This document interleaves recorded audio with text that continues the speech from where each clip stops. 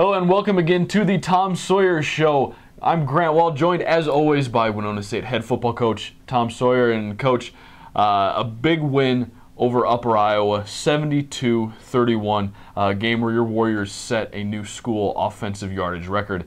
You have to be pleased with the way everything shook out last Saturday. Oh yeah, it was awesome. I mean, it was a great night. We had great attendance. Students came out again, which we really appreciate. And the fun part is you get on a roll like that and playing a good team. They've been putting up a lot of points too, and our defense did a great job the first half, and we got momentum rolling, and the thing just caved in on them. So we set a lot of records with that, but more importantly, we got the win. Absolutely, and you had the ball 14 times in the game, scored 11 times. 3 times you didn't score through 1 interception, and then you knelt down twice to end both halves. So every time that you tried to score, you were able to get points on the board. Yeah, I mean, it's just one of those games, it's not something, it may never happen again to be that. So it's just really fun for our players and coaches who've worked so hard to prepare and to see it all fold into place, and to, with a lot of young kids and you have a young quarterback and everybody, new coaches, to put it all together this part of the season was really exciting for us. And, when that happens and your defense is playing great and you take a kickoff return back for a touchdown, I mean, all those things fell into place and makes for a great day. Well, let's go through this kind of phase by phase, because all 3 phases of the game, offense, defense, and special teams, were working at a very, very high level on Saturday. Start with the offense, and once again, it was Rayon Simmons, 181 yards on 12 carries. That's 15 yards a pop. The performance that he gave you was just something special to watch. Well, I think there's 3 parts of that part, and I think the first part is our preparation. I thought our coaches did a great job in the game plan. We found some holes in their defense and got after it. The second part is the offensive line did a great job, and the tight ends. I mean, they blocked terrific, and actually our wide receivers the last few weeks have been blocking their tail off too. So that part is very good right now. And the last part is Rayon just doing his thing. I mean, he's a load to bring down. He's compact, he's tough, and he wants to hurt you when he's running the football. So it's really kind of fun for him. And as impressive as Rayon was with his output, it was the whole committee of running backs. As a team, you averaged 9 yards carry. That speaks obviously to the skill of those running backs you have back there, but it also speaks to just the job that the offensive linemen did up front throughout the entire game. Well, we've said this for 3 years now that Theo Burkett is about 1 carry difference than Rayon when it comes to carrying a football as far as their talent goes. And then Curtis Dewberry, of course, didn't get as many touches this game, but they paid a lot of attention to him, which opened up some other holes. So we got a nice mix going with those 3, and then you saw we kind of unveiled a little Anthony Resnick this week as a redshirt freshman. He's been playing defense over there for a while, but he's got all kinds of skill, and it's the first time he's ever touched the ball for the Warriors. And Brian Bradshaw under center, maybe statistically not the greatest of games, but a game where he made the throws he had to, kept the ball moving, and was able to pick up a few key first downs with his legs as well. Well, that's the added dimension that he brings to us, and he did a great job as far as managing the game. He made the right checks. I mean, he's organized, does all that, and he knew when it would break down. He had a throw that he probably could have thrown, but he knew he could get to the sticks and keep it moving, and took off running. That's part of what he does. He's still throwing almost 80% on the year, so he's just very efficient, doing a nice job, and we still threw the ball to 8 different receivers. Absolutely. Now switch over to the defense. Kept your ones in there only for about the first half, but in that half, incredibly impressive. Only 92 yards of total offense for Upper Iowa in the first half. The starters did exactly what they needed to do, staked you to a big lead, and then you were able to get them off the field and see some young guys and see what they could do. Well, we talked about it last week too, is we had to get to their quarterback. We got to create pressure, and we got 1 sack on the year right now in conference, but the number of hits on a quarterback is starting to mount up, and he had to pay a price a little bit, and so he got off his game. But we did a great job. They couldn't run the football at us, and we didn't have 2 starters in the game this week either. Matt Catterley didn't play, and another linebacker got hurt. So we're in good shape right now defensively. Kids are playing with some confidence, and until late in the game, we kept them away from that home run hit that they are famous for down there. When they did a couple times at the end, but in the first half, it was really impressive. We're going to talk to Chris Norgard, one of the guys in that defensive backfield. Talk about how that position group is playing. They're playing extremely well, breaking up passes, keeping receptions to short gains. As a unit, that team, or that group especially, has a very strong start to the year. Well, they call themselves the Wolf Pack, which is, for Lucas Wolf as their leader, and he's awesome. And Chris is just an exceptional athlete, and you'll talk more to him today, like you said. But they're playing really well. Stephen Legal played great, and you look at some of the kids that also came in. Ryan played well. Mitch Lunder came in and did a nice job. Kenneth Damron did a nice job. Took one to the house, so that was kind of fun. So they're just playing with confidence, and they're healthy. Last year, we didn't have two of those starters for most of the year, so we just need to, maybe not even practice, but just keep these guys healthy for game day. But they're really playing at a high level. I want to ask you about Ken Dameron's interception, returned it for a touchdown. How big is it for a guy like that, a senior playing here in front of the home crowd? How nice was it to see him take one and then take it all the way back as well? It's awesome. Kenneth is a great kid. He's like part of my own family. He's been my kid's roommate here for 5 years. So he was out at the house afterwards. We were talking a little bit, and he's just so excited to be a Warrior, so proud to be here. Last week, his mom came from Utah and his grandma. So Kenneth is just a great guy. He's a complete team guy. You see him on the sidelines. He's awesome, and he really does a nice job on special teams. So understands his role, does everything he possibly can to get the most out of his senior year. And then finally, special teams, looking back at the game. Theo Burkett.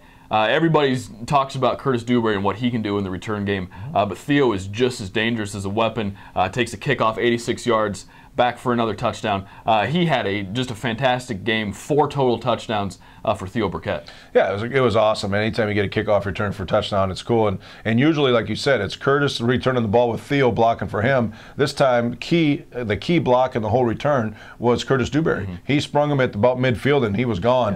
Yeah. And so that, again, is working for each other and doing a great job. But, getting in the end zone 4 times, I don't care who it's against, that's a big day. And, obviously one of the best performances in the conference. Absolutely. And then I think we'd be remiss if we didn't mention Thomas Kinney. He might have needed the most ice of anybody on the team coming out there after 10 touchdowns, giving the extra point, added a field goal as well. He started to really pick up his performance as the games have gone on, and he had a very nice game for you on Saturday. Yeah, absolutely. He kicked off well too. I mean, he's starting to come within his own with his own abilities, starting to understand the mental part of the game, and we've had some long discussions with him during the year to try to really get him on track, and he's buying in now, and he's becoming a great teammate, and just go out there and do his job, and he did it great on Saturday. We'll switch over, look at our next opponent. It's Minnesota State, a game that always means a lot to both sides because of the rivalry that's there, but it means a lot in the standings as well. Both teams undefeated in league play. This is a big divisional game that's going to give whoever wins a leg up in the division race. No question about it. It's the same thing it was last year coming in here, and we got after them a little bit more in the first half last year at a fast start, and we need to do that again. We need to come out of the gates like we did last week and play well early, establish ourselves as a disciplined football team. It's their homecoming. There'll be a lot of people over there. It's going to be a great environment. But the most importantly is you got two good football teams duking it out, and look forward to the opportunity. They have a very powerful offense, can put a lot of points on the board, scored 50-plus last week against Concordia. What do you have to do defensively to keep that offense in check? Well, similar to what we talked about when St. Cloud came down here, Grant, we got to keep them off the field. We need to control the ground game. We need to control the clock. And the thing that we've really done well the last 3 weeks is to control time of possession. And that's what we need to do. And we need to stay away from big plays with those guys, too. But they got some good backs. They got a two quarterback system going on. And, it's kind of funny. They got a quarterback from Omaha, and we got the other one. So we'll see how that plays out. But most importantly, we got to keep their offense off the field and grind it out on our offense. And this will be the first game in a very key 3-game stretch. Mankato next week, Duluth at home the following week, Augustana on the road the week after that. How big are these next 3 weeks, and what are you doing to kind of get the guys really focused in and prepared on what's in store for them? Well, really, all we worry about is Mankato. We don't worry about Duluth. We don't worry about any school. Wayne State's at the end. You probably should have mentioned them too, because they're not too bad. But really, the biggest thing is one game at a time. We have not had any discussions with any other team, and we're going to continue on that. A lot of times, kids do look down the road and kind of see what's ahead. But being 4-0 in the league is a lot better than 3-1, and we know that. And we just got to continue to work hard and see what happens at the end of the game. Absolutely. Well, thank you very much for joining us this week, Coach. We'll be back with that key cog in the defensive secondary, Chris Norgard, right after the break. Financial startophobia. Fear of financial endeavors causing putting off till the day after tomorrow that which should have been done the day before yesterday. If you have financial startophobia, I would recommend Merchants Bank. I had a little touch of financial startophobia, had a good recommendation, I went to the bank and had a great experience. Merchants Bank has personal service. I'm not afraid of anything. They've been around for over 130 years. You know who you're dealing with. Merchants Bank, the bank that service built. Are you looking for great off-campus housing? Great River Management and Sales has a large selection of houses and apartments representing many of Winona's property owners. Owners and renters rely on Great River Management. Stop by the Great River Boat at Main and Broadway and see what we can do for you.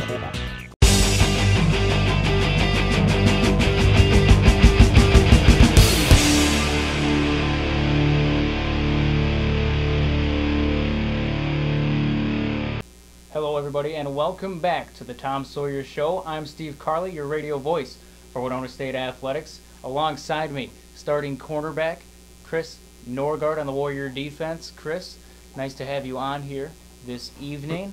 You guys coming off a big win against the Upper Iowa Peacocks the week before. You upset the St. Cloud State Huskies. You had an interception in that game. You have had countless pass breakups over the past 3 games. You guys as a unit in the secondary have been playing very well. What has really contributed to you guys having such good chemistry in the secondary? A lot of it has to do with me, Wolfie, Legal, Ryan Williams. I mean, we've all been playing with each other for 3 years now, and I think that's really starting to show, really showing everybody else in the conference and our team what we have back there and how special it really is. In Saturday's win against the Upper Iowa Peacocks, out of the first 6 first half drives, 4 of them, you held Upper Iowa to a 3-and-out. What does that do for you guys as a defense to get on the field quick, stop them, and then off the field? It's huge because it not only takes pressure off of us. I mean, we get the ball back to our offense and let them do what they got to do. But I mean, that front 3, 4, huge what they do for us. I mean. Us DBs takes a lot of pressure off of us, so we like to get that done when we're 3-and-out. Speaking of that pressure, the defensive line, Matt Ulrich, Matt Catterley, just countless others, Colin McGuire, they've done a fantastic job getting pressure on the opposing quarterbacks in the St. Cloud State game and this past Saturday against the Peacocks. Now, with you guys, 4 of you in the secondary on the back end, those guys up front getting that tough pressure and making the quarterback, have to make a decision quick. How does that help you guys on the back end? Helps us huge because, when they take care of business, that leaves our game a lot easier. And when they get what they got to get done, I mean, it takes a ton of pressure off of us back in the secondary. A new week, a new opponent coming this Saturday. You're going to head to Mankato, Minnesota for a homecoming date with the Mavericks of Minnesota State. Mankato, a big game coming up. I'm sure you guys looked at it before the season, but now, both teams at the top of the NSIC rankings are towards the top. How big of a game is this for you guys? Mankato's going to be probably the biggest game we've got so far. I mean, we thought St. Cloud was going to be huge. We came out, got after them, and Mankato, 2 teams, 3-1, both lost first game of the season and ready to show a big outcome. In Mankato, it's supposed to be their homecoming, so for sure a rowdy crowd. Now, for you guys on the defensive side of the football, how big is it or essential for you guys to come out and get a stop early? Huge, because we know how their receivers are, their offense is, they're explosive, and we got to go down there early, quiet the crowd, and get out of Mankato as soon as you can with the victory. Now, to help the viewers get to know Chris Norgard a little bit better, now in a live game situation, what do you personally like better? Intercepting a pass, maybe running, side by side with the receiver down the sideline, or, coming off that corner blitz and sacking the quarterback blindside. What I guess do you like the most? I would probably say interception. I mean, I've only had maybe a couple sacks. I mean, those are exciting too, but interceptions to get the ball back for our offense and let them do what they got to do is probably one of the most exciting things out there. In the secondary, it's you, Stephen Legal, Ryan Williams, and Lucas Wolf. Now, Coach Sawyer mentioned it earlier in the show. You guys are nicknamed the Wolf Pack. Now, is there a story behind that, or how did that come about? You know, there really isn't. I mean, I think it happened spring ball either last year or the year before, and we just came out one practice and started yelling Wolfpack at each other, and that's just about how it all started right there. All right, well, thank you for coming on the Tom Sawyer Show, Chris, and good luck this Saturday in Mankato against the Mavericks. Now, coming up after the break here on the Tom Sawyer Show, Grant Wall will sit down with co-defensive coordinator Brian Curtin. Are you looking for great off-campus housing? Great River Management and Sales has a large selection of houses and apartments representing many of Winona's property owners. Owners and renters rely on Great River Management. Stop by the Great River Boat at Main and Broadway and see what we can do for you. Financial startophobia. Fear of financial endeavors causing putting off till the day after tomorrow that which should have been done the day before yesterday. If you have financial startophobia, I would recommend Merchants Bank. I had a little touch of financial startophobia, had a good recommendation, I went to the bank and had a great experience. Merchants Bank has personal service. I'm not afraid of anything. They've been around for over 130 years. You know who you're dealing with. Merchants Bank, the bank that's service built.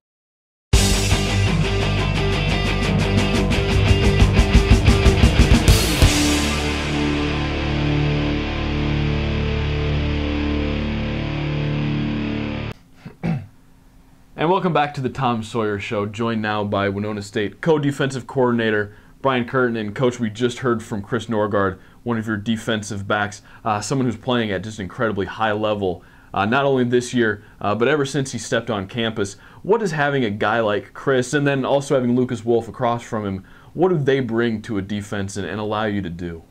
You know, they allow us to do a lot of different things. They really do a nice job taking care of those receivers out there on the edge. You know, it really opens up some things for us to really be able to pressure some people in our zone blitz package and really, you know, be pretty aggressive with what we're doing.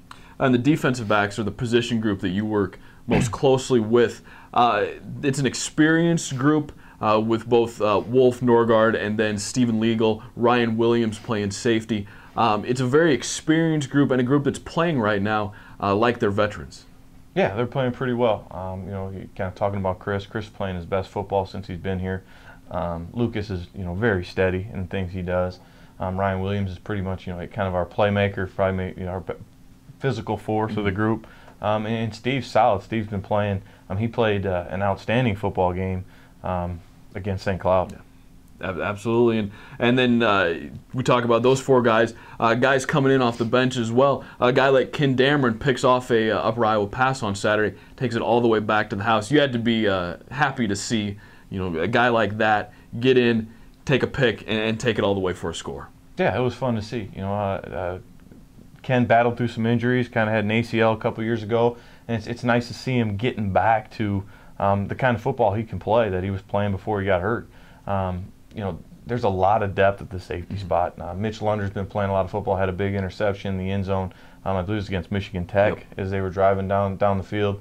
You know, came up with a big play there. You know, and really, if you watch that kickoff team, because they're getting after some things, that's a lot of our safeties, DBs, and a lot of our depth that's getting down there. And, you know, and when Chris missed the game, Matt Splon came in, and it was hard to even tell there was a change out there. So starting to create some depth there a little bit, and you know, that's kind of something that we've really been trying to do over the last couple of years. You know, last year Chris and Lucas both got hurt, and we had to play some guys, and you know, honestly felt there was a little bit of a drop off there, and now, you know, with Splon had to come in and play and did a nice job. Absolutely, and as you look at things moving from that position group to the defense as a whole, the pressure you guys have been getting on the quarterback don't have the sack numbers that people might think when they think of quarterback pressure, but you're constantly in a defend or in the opposition's backfield. What does that allow you to do when you're getting to the quarterback on it seems like every single snap? What does it allow you to do defensively? Does it free things up with your defensive backs and linebackers, allow them to take more chances? Well, you know, we're trying to create an attitude, you know, an up-tempo attitude and getting after the quarterback, and the more you hit the quarterback and the more physical you're going to be. You know, you see it in the St. Cloud game. Balls start to sail. You start to get your hands on some things. That guy doesn't feel comfortable standing in the pocket and throwing the football. They start to get a little bit higher, and we can make some plays. We talk a lot about when we're bringing pressure, that the ball's got to come out fast, and we can be a little more aggressive with what we're doing. But really, the things that people don't think about when they think of pressure is hits on the quarterback and the toll it pays on him throughout the game. And the other thing, we're getting a lot of holding calls, and those are almost as good as a sack. You get the yards, they get the down again, but they're looking at 1st and 20 or something like that. So our pressure's been paying off quite a bit for us. And a lot of that has to start up front with the defensive line that has been playing extremely well. Yeah, no doubt that's the deepest part of our football team, and I hate to say we found out how deep we were the last couple of weeks. A lot of people don't realize we lost Will Sherrard in the summer. He's walking around with a boot on. He played a lot of football for us last year, was a potential starter. Matt Catterley didn't play last week. We feel like he'll be ready to go. It was kind of a coach's decision. We decided that if he's not 100%, we weren't going to play him because we felt pretty good about where we were at. Kyle McGuire's been playing good football. A lot of those guys have enabled us to move Matt Ulrich all over the place, playing end, nose, and those kind of things. And hope to get Kyle English back here shortly because he might have been playing as good a football as anybody, and really, again, enabled us to do different things with Matt and get a group out there that is very good. And a lot of your success so far this year has been in the game plan, figuring out exactly what the opponent is trying to do and figuring out ways to stop that. And a lot of that happens during the week. You work with David Braun, a guy that you coached when he was playing here for the Warriors and is now the co-defensive coordinator and who works with the linebackers. Just talk about that relationship and how the things that he has seen has been able to come in and really help out defensively, scheming, and game plan wise.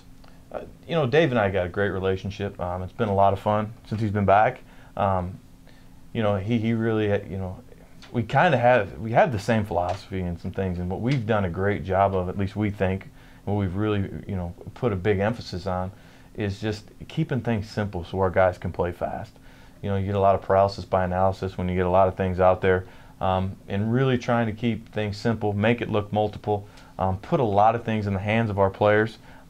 They make a lot of decisions on the field. If we have calls where they have choices to make, and they go out there and they make calls, and we try to coach them up through the week to get in the look we want, so we feel like we can get the best look against what someone's given us, and we try to educate them on what that team does best, what they do out of certain formations, and what we'd like to be in against those things. And really, 70% of our calls are very simple in that we can make them versus any personnel grouping, and then our players can get themselves in the right position. It's really worked out where they take a lot of ownership in what they're doing. They got to go into the film study and look at things and take notes so they can put themselves in the best position to be successful. And it's really come down to that package and our blitz package.